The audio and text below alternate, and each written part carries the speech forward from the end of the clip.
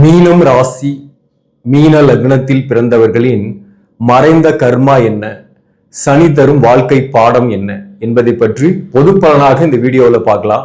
இந்த மீன ராசியில பிறந்தவங்களுக்கு ஏறத்தாழ கடந்த 5-6 வருடங்களாக போராட்டங்கள், தனிமை போராட்டம், அளவுக்கு அதிகமாக நம்பி ஏமாற்றம், ஒரு வெறுமை.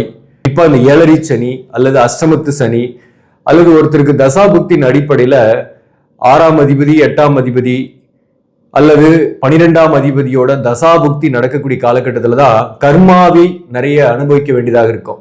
அதாவது கெட்ட கர்மாவை நிறைய அனுபவிச்சு அதை கழிக்கக்கூடிய காலகட்டமாக இருக்கும். அந்த வகையில கடந்த 5-6 வருடங்களாக விரயச்சனி, ஜென்ம ராகு, அதுக்கப்புறம் இப்போ ஜென்ம சனி, இந்த காலகட்டத்துல மீனராசியில ஏன் தான் பிறந்தோமோ அப்படின்ற நிலைமையில தான் யோசிக்க வைக்கும். ஏன் இவ்வளவு கஷ்டம் மீனராசிக்கு மட்டும் அப்படின்னு. உறவு சிக்கல்கள் எப்ப தீரும்? குறிப்பா கணவன் மனைவி உறவு நிலையில நிறைய கருத்து வேறுபாடுகள், நிறைய பேருக்கு பிரிவுகள், நிறைய பேருக்கு ஒரே வீட்டுல இருந்தா கூட தனிமை, சில பேருக்குலாம் திருமணமே ஆகாம தனித்திருக்கக்கூடிய சூழ்நிலை.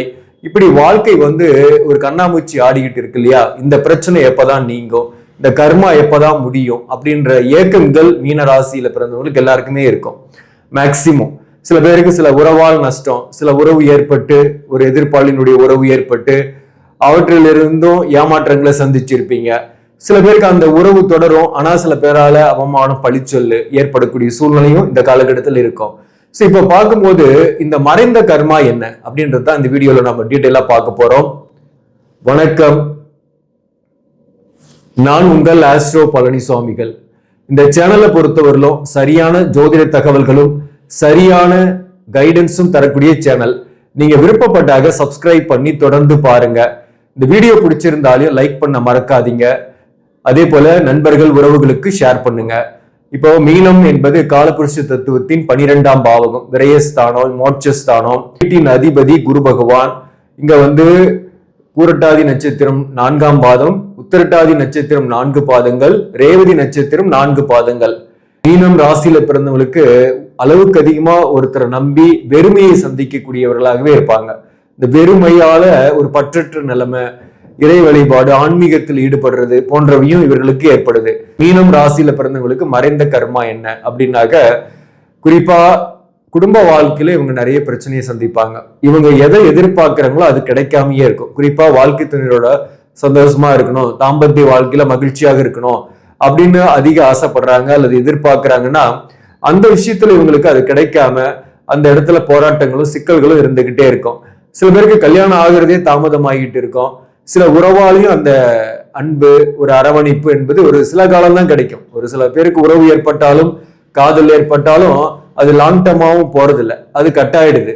ஸோ அந்த மாதிரி ஏமாற்றங்களை இவங்க சந்திக்கணுன்றது மறைந்த கர்மா. அந்த அடிப்படையில பெரும்பாலும் இந்த கலசர தோஷமோ அல்லது ஜாதகத்துல தார தோஷமோ இருக்கிறவங்களுக்கு கடந்த 4-5 வருடமாக மீனராசியில பிறந்திருக்கீங்கன்னாக்க மேரேஜ் லைஃப்ல ஒரு இஷ்யூஸ் நிறையவே இருந்திருக்கும். அதுவும் குறிப்பா பாத்தீங்கன்னாக்க வழக்கு அல்லது டிவோர்ஸ், இந்த மாதிரி ஏதாவது ஒரு பிரச்சனைகள் ஏற்பட்டு பிரிந்து இருக்கக்கூடிய சூழ்நிலை போன்றவை ஏற்பட்டிருக்கும். சில பேருக்கு பிரிந்தே இருப்பாங்க, சேரவும் முடியல, விட்டு முழுசா விலகவும் முடியல அப்படின்ற மாதிரியான ஒரு சூழ்நிலையும் சில பேருக்கு இருக்கும். ஸோ இந்த பிரச்சனை தீருமா அப்படின்னா, இந்த ஜென்ம சனியோட காலகட்டம் முடியும் போதே இந்த பிரச்சனைக்கான சொல்யூஷனே கிடைக்க ஆரம்பிச்சிடும். இடத்துல 2027 ஏப்ரல் மாசத்துக்கு பிறகு சில முடிவுகள் எடுக்க ஆரம்பிச்சிருவீங்க, முடிவு தெரிய ஆரம்பிச்சிடும். இந்த காலகட்டத்திலே குறிப்பா உத்திரட்டாதி நட்சத்திரம் மற்றும் பூரட்டாதி நட்சத்திரத்தில் பிறந்தவர்களுக்கு இந்த நேரத்துல நீங்க முடிவை எடுக்க ஆரம்பிச்சிருப்பீங்க. ரேவதி நட்சத்திரத்தில் பிறந்தவங்க அடுத்த வருஷம் 2027 ஏப்ரலுக்கு பிறகு உங்களுக்கு ஒரு சரியான முடிவும் சரியான பாதியும் தெரிய வரும். அதன் வகையில நீங்க போக ஆரம்பிப்பீங்க. அது உங்களுக்கு ஒரு மேக்சிமம் அந்த கர்மாவை கழிஞ்ச மாதிரி தான். அப்போ ஒரு தெளிவான பாதை கிடைக்கும். வேலையில கூட பாத்தீங்கன்னாக்க அடிக்கடி இடமாற்றம் அல்லது வேலை செஞ்சும் திருப்தி இல்லை, வேலையில ஒரு ஊதிய உயர்வோ பதவி உயர்வோ இல்லை, உரிய ரெகக்னிஷன் இல்லை அப்படின்றவங்களுக்கு உங்களுக்கு மேக்சிமம் பாத்தீங்கன்னாக்க உத்திரட்டாதியில பிறந்தவங்களுக்கு இந்த வருஷமே வாய்ப்புகள் உண்டு. இந்த அக்டோபர் மாசத்துக்குள்ள அந்த புதிய வாய்ப்புகள், ஒரு இடமாற்றம் போன்றவை ஏற்பட்டு ஒரு நல்ல வேலைக்கு போகக்கூடிய சூழ்நிலை அல்லது நல்ல சேலரி கிடைக்கக்கூடிய வேலைக்கு போகக்கூடிய சூழ்நிலை ஏற்படும். பூரட்டாதி 4ஆம் பாதத்துல பிறந்தவங்களுக்குமே இந்த காலகட்டத்துல ஒரு நல்ல வேலை கிடைக்கும். வேலை தேடக்கூடியவர்களுக்கு அல்லது புரட்டாதி நட்சத்திரத்தில் பிறந்தவர்களுக்கு திருமணம் ஆகணும்னா திருமணம் ஆகும். வாழ்க்கை துணை ஒரு வகையில இருந்து வந்த பிரச்சனைகளுக்கு முடிவுகள் கிடைக்கும். அதாவது ரேவதி நட்சத்திரத்துல இப்ப ஜென்ம சனி இருக்கிறாரு, அந்த வகையில் கொஞ்சம் மன அழுத்தம், டென்ஷன் போன்றவை ரேவதி நட்சத்திரத்துக்கு இருக்கும். ஆனா குரு பார்வை இருக்கிறதுனால பெரிய அளவுக்கு பாதிப்பு இல்லைன்னு நம்ம ஏற்கனவே குரு பயிற்சி பலன்களோட சொல்லியிருக்கிறேன். ஆனாலும் சில விஷயங்கள் வந்து ஒரு இன்கம்ப்ளீட்டா இருந்துகிட்டே தான் இருக்கும். நீங்க நிறைய எஃபோர்ட் போட்டீங்கன்னா கூட குடும்ப வாழ்க்கையில மீண்டும் சேரலான்னு எஃபோர்ட் போட்டாலே அது சேர முடியாது. அல்லது முழுமையாக பிரிந்தெல்லாம் வழக்குக்கு போலான்னாலே அதுல சில தடைகள் ஏற்படும். அல்லது திருமணத்திற்காக வரன் பார்க்கறீங்க, வரன் செட் ஆகுமான்னா அதுவுமே தடையா இருக்கும். காதல், நட்பு, ரிலேஷன்ஷிப் போன்றவற்றில் கூட சில கருத்து வேறுபாடும் சிலரால் விமர்சனங்களும் இந்த காலகட்டத்தில் இருந்துகிட்டு இருக்கும். சோ அப்போ ரேவதி நட்சத்திரத்தில் பிறந்தவர்களுக்கு இந்த நேரத்துல கொஞ்சம் கடுமையா இருக்கும். பட் குரு பார்வை இருக்கிறனால சமாளிப்பீங்க. அதை சமாளிக்கிற சக்தி உங்களுக்கு இருந்துகிட்டு இருக்கும். இப்போ வந்து இந்த மீனம் ராசியில பிறந்தவங்களுக்கு பொதுவாகவே பாத்தீங்கன்னாக்க கொஞ்சம் கோவப்படுவாங்க. பொதுவா யாரையும் பெருசா நம்ப மாட்டாங்க. ஆனா நம்பக்கூடிய ஆளும் வந்து பாத்தீங்கன்னாக்க ஏமாத்தக்கூடிய ஆளா இருப்பாங்க. அதனால யாரை நம்பணுமோ அவங்கள நம்பலாம். ஆனா நம்பக்கூடாதவர்களை நம்பி ஏமாறக்கூடாது. அது முக்கியமான விஷயம். அடுத்தது கற்பனை உலகில் மீனம் ராசியில் இருப்பவங்க பெரும்பாலும் அதிக கற்பனை வளம் உண்டு. எதையும் வந்து ஃபேண்டசியா யோசிக்கக்கூடியவர்கள். ஆனா ரியல் லைஃப்ல அந்த மாதிரி இல்லை. அவங்க எதிர்பார்த்ததுக்கு ஆப்போசிட்டா இருக்கும். வாழ்க்கை துணிவர் அமைகிறதும் சரி, பிள்ளைகளாலையும் ஒரு மன வருத்தங்கள் சந்திப்பாங்க. மீன ராசியில பிறந்தவங்க தன்னுடைய தாயாருக்கு உடைய கடமைகளை இவங்க செய்யும் போது வாழ்க்கை துணி ஒரு வகையில் இருக்கக்கூடிய பிரச்சனைகள் நீங்குது. அதை நம்ம முக்கியமா தெரிஞ்சுக்கணும். தாயாரை தனித்து விடுதல், தாயாருக்குரிய மரியாதை கொடுக்காம இருக்கிறது, தாயாரை போற்றாமல் விட்டுட்டாக வாழ்க்கை துணி ஒரு வகையிலையும் அதே பிரச்சனைகளை தொடரும். அதே போல மீன ராசியில பிறந்தவங்க நேர்மையாக இருக்கக்கூடியவர்கள் தான். அதே போல எதையும் ஸ்ட்ரெயிட் ஃபார்வர்டா அணுகக்கூடியவர்கள், எந்த ஒரு விஷயத்தையும் வெளிப்படையாக பேசக்கூடியவர்களாக இருப்பாங்க. மீனராசிக்கு வரக்கூடிய வாழ்க்கை துணிவர் படித்தவராக இருப்பாங்க. மற்றவங்களை எடை போடக்கூடியவராக இருப்பாரு. வரக்கூடிய வாழ்க்கை துணிவர் அதிகம் பேசக்கூடியவராகவும் அதே போல நல்ல ஒரு பார்க்கறதுக்கு தோற்றப்பொழிவுடையவராகவும் இருப்பாரு. ஆனா வாழ்க்கை துணிவர் வகையில் அன்பு என்பது பெருசா இருக்காது. வாழ்க்கை துணிவர்கிட்ட இருந்து பெருசா பற்றுதல் இல்லாமல் இருக்கும். ஏதோ ஒரு ஹஸ்பண்ட் ஒய்ஃப் அப்படின்ற மாதிரி வாழக்கூடிய சூழ்நிலை இருக்கும். ஆனாலும் சில பேருக்கு வந்து நல்ல வாழ்க்கை துணிவரும் அமைஞ்சிருது. காதல் போன்றவை ஏற்பட்டு சில பேருக்கு திருமணம் ஆயிடுது. அந்த காதல் வாழ்க்கையில மகிழ்ச்சியாகவே இருக்கிறாங்க. நீண்ட காலமாக குறிப்பா வந்து ரேவதி நட்சத்திரத்தில் பிறந்தவர்கள் திருமணம் ஆகாம காலதாமதம் ஆகி சில பேருக்கு வந்து காதல் ஏற்பட்டோ அல்லது ஒரு ரிலேஷன்ஷிப் ஏற்பட்டோ அது ஒரு திருமணத்துல முடியும் போது அதுவுமே நல்ல வாழ்க்கை அமையுது. ஆனாலும் பொருந்தாத ஒரு ராசி அல்லது பொருந்தாத லக்னத்தில் இவங்க திருமணம் செய்யும் போது காதல் ஏற்பட்டு கல்யாணம் பண்ணாலையும் பிரியக்கூடிய சூழ்நிலை அல்லது ஏதோ ஒரு வகையில தனித்தே இருக்கக்கூடிய சூழ்நிலையே ஏற்படுது. அதனால முடிந்தவரையிலும் ஜாதகம் பார்த்து திருமணம் செஞ்சீங்க, அதுதான் உங்களுக்கு நன்மைகளை கொடுக்கும். இந்த பிரிவினைகள்லாம் சந்திக்காம இருப்பீங்க. கல்யாண வாழ்க்கைக்கு பிறகு சொல்ற முக்கியமா ஜாதக பொருத்தம் இருந்தா பெரிய அளவுக்கு பாதிக்கிறது இல்லை. ஒரு சர்டன் ஸ்டேஜ்ல பிரிஞ்சா கூட மீண்டும் சேர்ந்து விடக்கூடிய சூழ்நிலை ஏற்படுது. ஆனா பொருத்தமே இல்லைனாக, நேரம் சரியில்லைனாக பிரிஞ்சதாகவே போயிடுது. மேலும் வந்து பொதுவாகவே இவங்களுக்கு வந்து பிள்ளைகள் மேல பிரியம் அதிகம். இவங்களுக்கு வந்து முதல் குழந்தை பெண்ணாக இருக்கக்கூடிய வாய்ப்பு உண்டு. பிள்ளைகள் பிறந்த பின்னாடி இவர்களுக்கு வளர்ச்சி வேகம் வந்து வாழ்க்கையில மிக அதிகம். அதே போல ஒரு ஸ்டடியான லைஃபுக்கும் வந்துடுறாங்க. மேலும் இந்த மீனம் ராசியில பிறந்தவங்களுக்கு பொதுவாகவே ஹார்ட் ஒர்க்கர், சுறுசுறுப்பா செயல்படுவாங்க. எந்த ஒரு வேலையிலையும் ஒரு டீப் கான்சென்ட்ரேஷன்ல இருப்பாங்க. நேர்மையா இருக்கணும்னு நினைப்பாங்க. பர்ஃபெக்ஷனோ எதிர்பார்ப்பாங்க. மற்றவங்க கிட்டே அந்த பர்ஃபெக்ஷன் எதிர்பார்ப்பாங்க.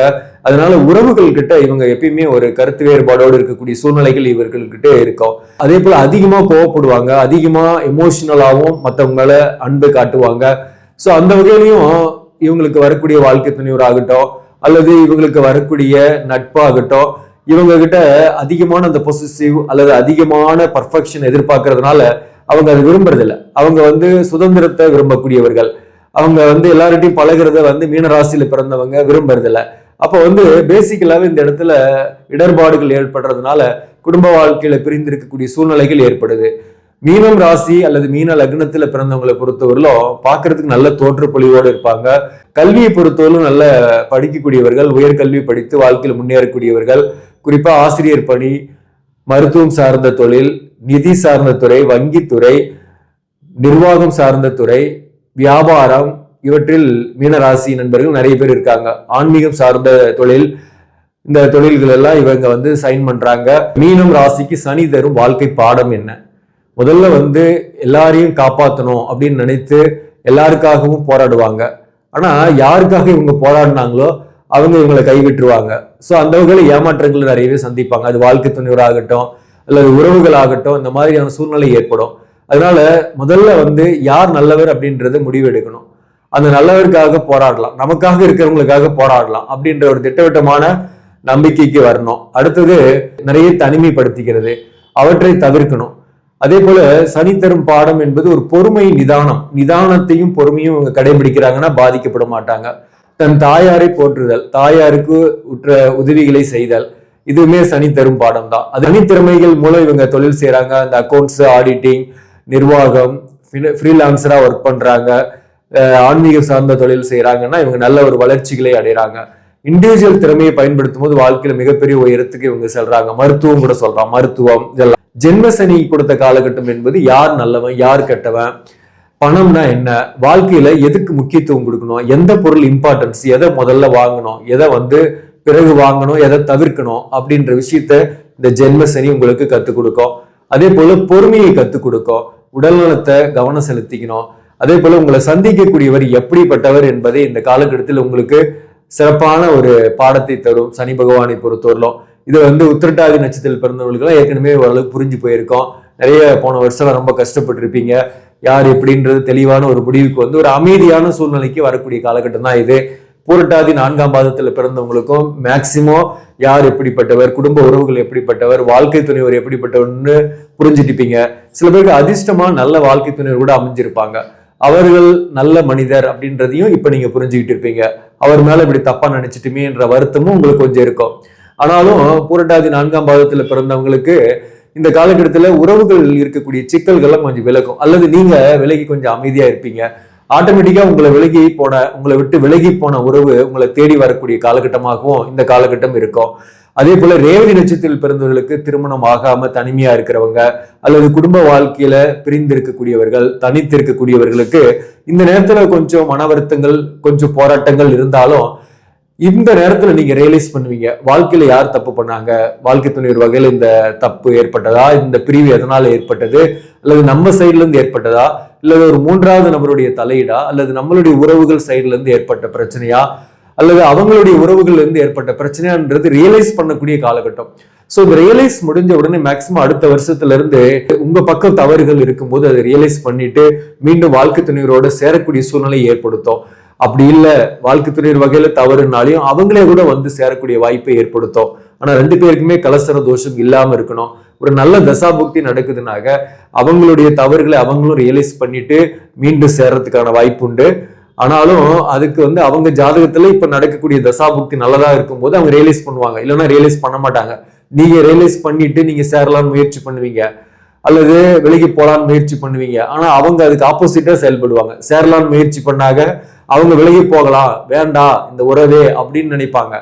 நீங்க விலகி போயெல்லாம் வேணான்னு பார்த்தாக அவங்க இல்ல விடமாட்டேன் அப்படின்னு பிடிவாதம் பிடிக்கக்கூடிய சூழ்நிலைகளும் இருக்கும். காலகட்டம் எந்த முடிவும் எடுக்க முடியாம ஒரு நியூட்ரலைஸான காலகட்டம் ரேவதி நட்சத்திரத்தில் பிறந்தவர்களுக்கு. ஆனா உங்களுக்குமே 2027 ஏப்ரலுக்கு பிறகு, அதாவது திருக்கணித பஞ்சாங்கத்தின்படி இந்த சனி மேஷத்துக்கு மாறும்போது உங்களுக்குமே சில நல்ல முடிவுகள் கிடைக்கும், தெளிவு கிடைக்கும். நல்ல முடிவுகள் மூலம் வாழ்க்கை பாதை மாறும். இப்போ இந்த கர்மாவை நாம மேக்சிமம் அனுபவிச்சு கிடக்கிறோம். அது ஒரு பக்கம் இருந்தாலையும் கொல்லிக்காடு சனீஸ்வர பகவான் ஸ்தலத்துக்கு ஒரு முறை போயிட்டு வரலாம். அதே போல நவகிரகங்கள்ல சனீஸ்வரன் பகவான் சிலைக்கு முன்னாடி நீங்க எள்ளு தீபம் போட்டுட்டு வரலாம் சனிக்கிழமையில. காலபைரவர் வழிபாடு உங்களுக்கு நன்மையை கொடுக்கும். எதிர்ப்பு, வழக்கு போன்றவற்றில் இருப்பவர்களுக்கு நரசிம்மர் வழிபாடு செவ்வாய்க்கிழமை அல்லது சனிக்கிழமையில சாயந்தரம், அதாவது ஈவினிங் 6 o'clock மேல நீங்க செய்றீங்கன்னா உங்களுக்கு நன்மைகளை ஏற்படுத்தும். நன்றி, வணக்கம்.